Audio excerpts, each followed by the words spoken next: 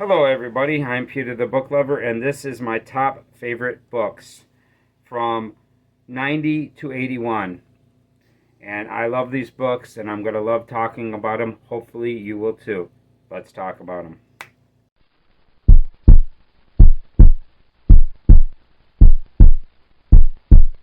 Hello, everybody. I am Peter the Book Lover. I love to read books, and I read a lot of books, and I finally put together my list of my top 100 books. This is the second video of the list, and this is from 90 to 81. And I've got some fantastic books here, and these are all amazing. I think they're great, and I'm going to love talking about them, and hopefully we could have a good time together. But before I get into the video, I want to thank you for being here. You are wonderful for being here. Thank you very much for coming. Okay, let's just start it off. Okay, now the first book that I'm going to talk about is from 1594, and this is written by William Shakespeare, and this is the classic Romeo and Juliet. Now, this is the classic love story, probably one of the most famous love stories of all time, about a young couple from different families, and their families do not want them to date. The story was a little bit deeper than I thought it was. Romeo actually winds up killing somebody, which surprised me. And this is based off of a play by William Shakespeare. I've read a couple other books by William Shakespeare, and he's a fantastic author. And this is my favorite work by him so far. But I have more works that I want to read by him. I haven't read Hamlet yet. I haven't read King Lear and The Taming of the Shrew, Othello. There's a whole bunch of books that I have by him that I'm going to get to soon. But I have read this, and this is a fantastic play, and I loved it. And I really love the classic scene where, oh, Romeo, oh, Romeo, or he's talking to her on the, you know, from the thing, and she's, oh, Romeo, or I can't remember exactly how it goes, but yeah, that classic scene, and this has a tragic ending in it, and it's fantastic. I really love this book, and it's been a while since I read it, so I can't give you the details, but I remember that I enjoyed this an awful lot. So Romeo and Juliet is number 90. Number 89 is from 1957, and this is by Dr. Seuss, and this is the classic Christmas story of How the Grinch Stole Christmas. And this is a wonderful poem, and I love this story. This is one of my favorite Dr. Seuss books, and it's amazing. I really thought this book was incredible. And it's amazing that this is set in a poem, and it's a great poem, and it's a great story. I love watching the cartoon narrated by Boris Karloff, and that's a fantastic cartoon. But the book is incredible. I love the artwork. I love most of the artwork of Dr. Seuss. He's got a fantastic artwork, and I think this is a great book, and I highly recommend it. And it's great for Christmas time. Fantastic book.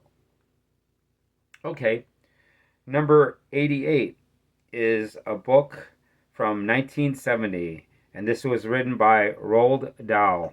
And this is Fantastic Mr. Fox. And this is a fantastic little novel. It's very short, and I think it's incredible. This is about a fox that's robbing from these farmers, and these farmers are after Mr. Fox, and it's a tragic thing that happens because he loses his tail. This is very much like a cartoon, and it's very entertaining. I love this short little book, and it was amazing. I had a great time reading it. Roald Dahl is a fantastic author. There's more of his books on this list because I really adore his books. But this one was great. Fantastic Mr. Fox. I highly recommend it if you haven't read it. And make sure you get it with the artwork by Quentin Blake, because the artwork is fantastic of this particular book. I love it. Fantastic Mr. Fox. Okay, number 87 is from 2017. This is written by Jim McCann, and this is based off of a movie. This is a junior novel, but this is an amazing junior novel. This is Spider-Man Homecoming, and this is the story of Spider-Man. This is a great movie. I love this movie, but this junior book is fantastic, and the reason why it's so fantastic is it's narrated by Peter Parker, who is Spider-Man, and this only has half of the movie. It doesn't even get to the grand finale, but I wish it did, man. And there is no adult version of this story in a book form, and I wish there was, because I would love to read the whole story, because it's great being in the mind of Spider-Man, and I was blown away by this. This was a fantastic short story. It's like only like 100 pages long, but if you get your hands on it, I highly recommend reading it because it was fantastic. That's number 87, Spider-Man Homecoming. And it doesn't have the author's name listed on the cover, but I looked it up. It's Jim McCann, and he did a fantastic job writing this book. Okay, number 86. Now, this one is from 1954.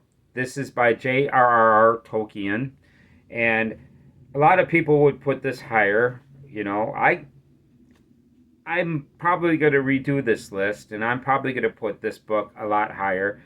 This is Fellowship of the Rings, and this is an amazing Lord of the Rings book. This isn't my favorite Lord of the Rings book, but it's close. This is my third favorite Lord of the Rings book. I love this book a lot. It's great. Because it's number 86, don't think this is not a good book. This is a fantastic book. This starts off, Bilbo Baggins has a birthday party, and he's 111 years old, and it turns out that the ring that he has, that he found in The Hobbit, actually is a ring that's deeper than you thought it was, and Sauron really wants to get this ring, and Bilbo's too old to go on this quest, so he sends Frodo, and Frodo actually builds a fellowship to get this ring to Mordor to destroy it. And it's a fantastic journey. I love this one. Although I prefer, it's going to come up later, but The Twin Towers is my favorite book of this series. But this one was fantastic as well. I really love this book. It's great. Lord of the Rings, Fellowship of the Ring. Great movie, too. I really love the movie. It is fantastic. And one of my favorite things about this is the death of Boromir. That is a fantastic scene in the movie. I love it. And it's very powerful. And also the cave troll. You gotta love that. Amazing story. Fellowship of the Ring. That is number 86. Now, number 85 is from 1991. And this is another book by the Master of Horror, and this is Needful Things, and this is a fantastic book. Now, I kind of would put this higher if this had a better grand finale. This is more about the getting to the end of the story than the end of the story, and the villain is a kind of like, they really don't Stephen King doesn't really explain why this villain exists. But this is a great villain, and he is, I guess you would say this guy is pretty close to being the devil, because he really is very mischievous, and he causes a lot of problems in this town of Castle Rock, and a lot of this book is amazing. There's a monster in this book that's fantastic. The characters are incredible, very memorable characters. I love this book. This is a long one. It's about 800 pages long, I think. I can't remember exactly how long. But it's about 800 pages, and it's a great novel. And I highly recommend this one. I don't think this is a great book because this is number 85. I've got to leave space for the other great books on this list, but this is incredible. I highly recommend Needful Things. It's wonderful. Okay, number 84. Now, this one is another one that should be higher on the list. I'm definitely going to put this higher because this is amazing. This is from 1983. This is another book by the master of horror, Stephen King, and this is illustrated. And this is Cycle of the Werewolf. And this is a short story, but an incredible short story. This is written in a way to where it's a story told in 12 months. And it's a great werewolf story. There's a movie of Silver Bullet. The movie Silver Bullet is amazing. I love that movie. But this book is amazing. The artwork is amazing. And the storytelling is amazing. I really love this werewolf story. It's one of my favorites. I definitely want to put this higher on my list when I do this again. And I love this. So next year, because every year I plan on doing a list like this, so next year expect this to be higher. But Cycle of the Werewolf, wonderful story. 2 thumbs up. I love it. Okay, the next up is a play from 1959, written by Lorraine Hansberry, and this is A Raisin in the Sun. And this is a play set in the 50s about a black family living in Chicago. And this is an interesting family. My favorite character is the mother because she is very religious and she will not let her children talk down to God. And I really love that about this story. Now, this is an interesting family. This is the mother, and then you've got a son with a wife, and then he's got a sister, and they've got a kid, and this family is living in this apartment. At the time of this play, they're expecting some money because the mother won a lawsuit or something. She's about to inherit some money from some insurance, I think from her father's death, her husband's death. So they're waiting for this money. The son can't wait to get hold of the money because he's got these dreams. He wants to really move on. And he tries to invest some money in a liquor store and winds up losing some money. And then the mother winds up buying a house. And they want to move in this new house, and then they have to deal with racism because there's somebody from the neighborhood that comes to tries to talk them out of moving into this house. And they're actually deciding to maybe not move into this house and take some money that was offered to them. But in the end, they wind up doing the right thing and moving into this house. And this is a wonderful play. I was really invested in this play, and I enjoyed reading it. Plus, this is also a movie starring Sidney Poitier, and Sidney Poitier is a fantastic actor, and he did a wonderful job in this movie. I love the character of the mother, and also this is a story about his sister, and his sister is struggling with what she wants to do with her life. She keeps on trying to do different things, and she can't really figure out who she really wants to be. But she's a good character. I really enjoyed reading about this family, and I highly recommend this play. If you haven't read it, I strongly suggest you check this out. Also, check out the movie. The movie is wonderful, and I think you'd have a good time if you read this story. It is a very uplifting story. Now we're going to go to number 82. And this was written in 1964. And this is another Roald Dahl book. And this is Charlie and the Chocolate Factory. Now, since I put this list together, I actually reread this. And this is another book that could definitely go higher because this is an incredible story. This is a story about a chocolate factory that actually decides to let five children into the warehouse, and they go on a tour, and Charlie Bucket is this great kid, but then the other kids that get in are not the best people, and they are seriously flawed. And this is a wonderful story, and it's an amazing imagination of having this magical chocolate factory. And the idea of the Oompa Loompas is incredible. I love the Oompa Loompas. They're incredible characters, and I think this is a wonderful book. Definitely worth your time. I love the illustrations by Quentin Blake as well.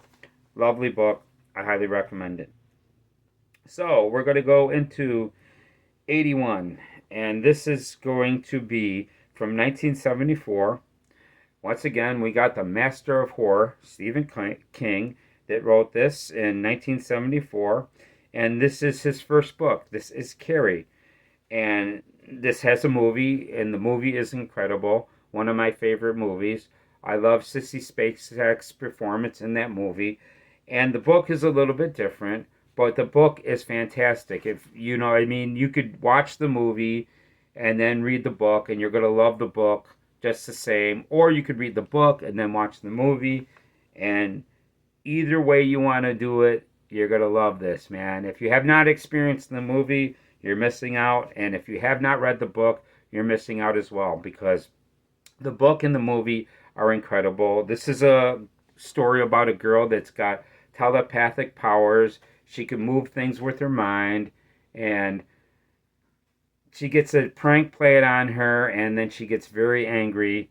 And the people that played the joke on her, plus other people, really pay for this practical joke, and it's a disaster. And this is a great book, and I highly recommend it. And that's number 81, and that's the last book I'm going to talk about in this video.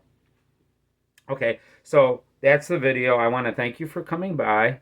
I hope you enjoyed hearing about these books. I enjoyed talking about this, and I love putting this list together. This is about 5 years of, well, about 4 years of reading a lot of books to make this list, and I finally did this. This is something that I've been wanting to do for a long time, and I'm very happy that I finally put this list together. I want to thank you for coming by.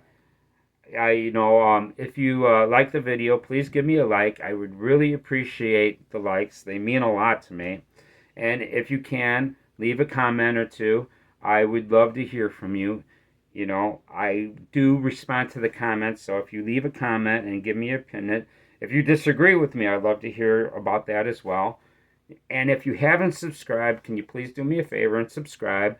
I make videos all the time, so in the future, know that I will be making more videos. So there is a good reason for you to subscribe if you enjoyed this video. And that's about everything. I want to thank you for coming by. I am Peter the Book Lover, and I will see you in the next video.